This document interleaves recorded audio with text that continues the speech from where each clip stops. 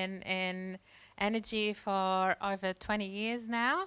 And I've seen the good, the bad, and the ugly, as they say. Prior to Nexa Advisory, I actually worked at AGL Energy. I was their senior director of their public policy and decided to leave within the political wars that were happening over Liddell Power Station. So I guess tonight I really want to focus on the consumer energy side. Consumer energy as a definition, so we're all on the same page, is all things that are consumer-led, from rooftop solar, batteries, EVs, heat pumps, all things that basically give power to the people to generate their own electricity and reduce their bills. But before I start talking about consumer energy, I want to pick up on some of the amazing insights from Dave around the coal power stations here in Australia. Our Australian market operators predicting that most of our coal fleet will be retired by 2038, 2045 the maximum. And we have already been seeing over the last few years a bit of the impact of the aging coal power stations that we've had. I mean, we've got Eraring Coal Power Station, which is the New South Wales one, 2,800 megawatts, 2.8 gigawatts. I don't want to talk in gigawatts and megawatts, but basically is retiring over the next 3 to 4 years. There's a lot of debates around the extension of that power station. So to give you a little bit of an indicator of its performance, over the last year, just in 2024 alone, each of Eraring's units experienced 6,000 hours of downtime. That's equivalent to 2 months of downtime for each unit per year. So that's quite significant when we're talking about the reliability of our coal power stations and them providing the support that we need, as we're hearing constantly. If thank you.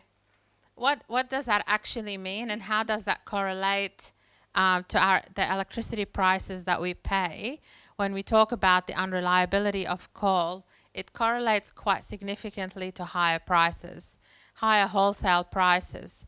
And we found in our analysis on that performance report that basically Eraring Coal Power Station was down at the times we needed it most. And basically that was around October, November, December last year.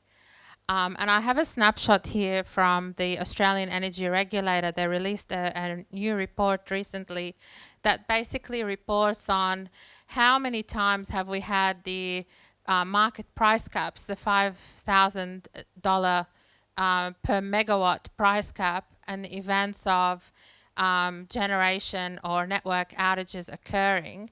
And this really gives you a really good correlation of the basically price caps reaching above the 5,000, close to $18,000 per megawatt hour during the planned and unplanned coal power stations going down. And some of these include Bayswater, which is New South Wales, Eraring, and Vales Point, and these are all New South Wales. There's some in Queensland as well that are highlighted there.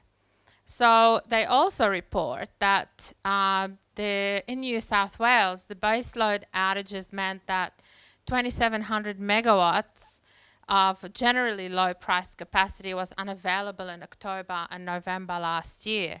And that really correlated with when these units were down and were needed most during the summer. And basically this was across Origin's, Eraring, Bayswater and Delta's Vales Point power stations. So when we're talking about 27 megawatts of capacity, it's equivalent to having over 3 million homes without power, just to put it in perspective. And so what does that really actually mean for us? And you know, when we're hearing, you know, nuclear is really basically based on coal being extended and more gas coming into the system, it's quite a concern because we're already seeing that our coal is aging, and we're having more and more unplanned outages.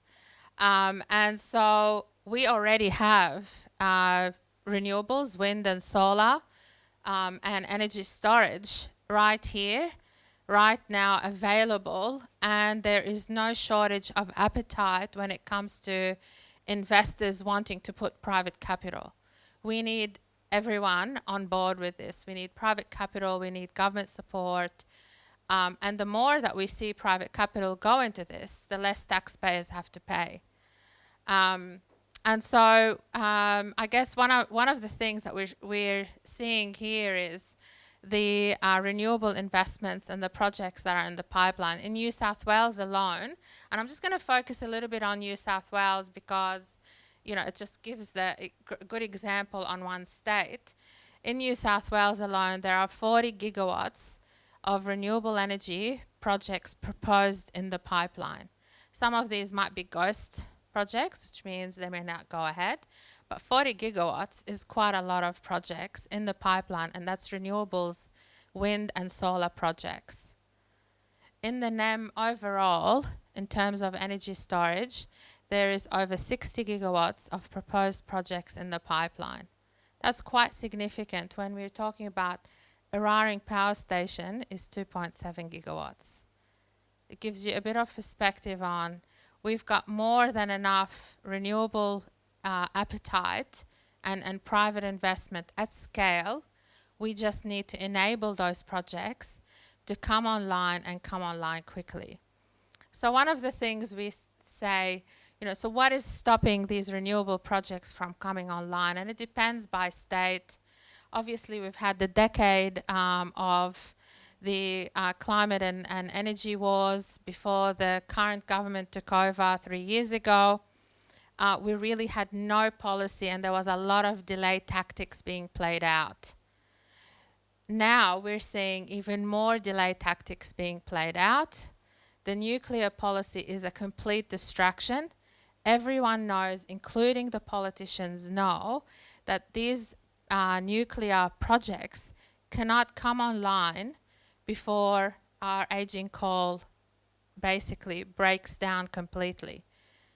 And that means they really need to support the existing technologies that we have today. However, we also have a lot of incumbency vested interests. You know, the fossil fuels, mainly gas, and I will show you in a minute where that's coming from, that has another ulterior motive. One of the key barriers to getting some of the renewables online, as we all know, is the high voltage transmission. And a lot of it is needed in regional Australia where we currently don't have transmission, but where wind is quite good and we need those projects there, or solar.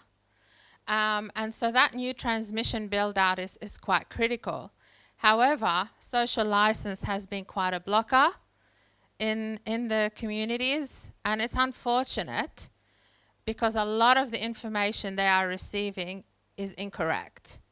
There is divide in the communities and there is misinformation being spread within the communities, and we have been working quite a bit with the Wimmera region around getting the community benefits and making sure that you know, the communities understand the benefits and there are tangible things that they can hold on to.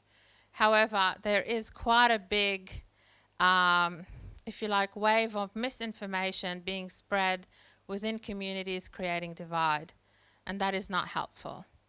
And so what does that mean when we've got delays in some of these projects that are quite critical to bring the renewables online?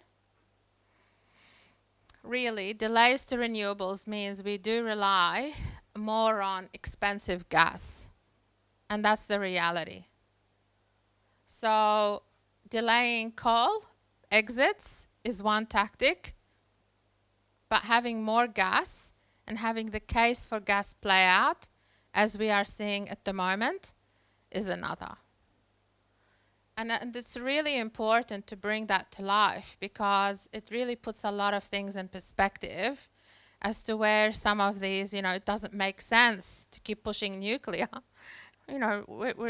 Everyone is saying they take about 10, 15 years to build. And even if they expedited it and includes the legislative changes, we just don't have the time. So it's a delay. It's almost like an indirect moratorium on renewables to keep fossil fuels in the system and bring on more fossil fuels. But the good news is, it's not all doom and gloom. Australians love rooftop solar, and it continues to dominate. The politics can go on, the energy and climate wars can go on, but Australians are voting with their rooftops. They continue to put rooftop solar, and they continue to push for more control over their energy bills. It has not been that easy, and I have been around for when this whole thing started, and it hasn't been easy for Australians to install rooftop solar. The incumbents and the vested interests and the market power they have in this space and the barriers they present is incredible. And to think that still we have reached, on some days we reach 75% share of generation coming from rooftop solar is incredible. What it also means is over $30 billion have been invested by Australians themselves. Rooftop solar, batteries, EVs, while the government might subsidise some of the cost, the capex, they're really coming out of the pockets of average everyday Australians who are paying for these assets. So, and demand for batteries in the home continues to grow. I think Tristan and Energy Markets do provide a lot of these great reports on the numbers that are growing, and we might have even a more recent number on this, but cumulative total battery installation went beyond 140,000, and that was in Q2 last year. Tristan, you might have a new number, which you can provide later. It's still quite a lot. And we don't yet have subsidies for batteries in any of the states. They're very piecemeal. And that's why the great work of Solar Citizens, the Smart Energy Council, and some of the others who are really pushing for the battery scheme across all Australians to be able to access subsidies, because what will happen is we will see similar trends as what we saw with rooftop solar. When rooftop solar started, it was expensive, it was very hard to get, until the government started introducing the rebates and the schemes that we started to see the really significant uptake of rooftop solar. And we need a very similar thing for batteries, and that could be batteries, stationary batteries, it could be batteries on wheels, but really we need that scheme to take off and make sure that that is at scale, both not just for homes but also for businesses. And we're seeing a great momentum growing in electric vehicles and electrification. We've had a bit of a stagnant moment in this year and last year with EVs, and that's a global issue. But electrification, and we'll hear later on from the other speaker, is really taking off. And it's all grassroots. This is people wanting the change. And that's how change happens. It always happens grassroots. Of course, virtual power plants is one of the things that is used by the retailers in the market to incentivize more batteries and rooftop solar and coordinated storage. But the key point here is, I guess, that the commercial and industrial, especially the business side of our small businesses, medium businesses, and large businesses, in comparison to homes, are very small scale in terms of take-up. And the barriers that are involved in that space is quite significant, and there's not enough attention. But that's where real change can happen. I mentioned this before, solar and batteries are funded by consumers, and they should be in total control and have a say as to who controls them. And these are some of the things that we're saying we need to prioritize while we're building the big stuff. And we are having the political wars around, you know, transmission and gas and coal and all these things. Let's empower consumers, whether they're homes and businesses, with their own generation, and offer them the right things, that we've got the right incentives, the right tariffs, the flexibility, so that they are benefiting from not just their investment, but they're also putting back into the system and being rewarded for it. Thank you. Authorised by Heidi Lee Douglas for Solar Citizens, Sydney.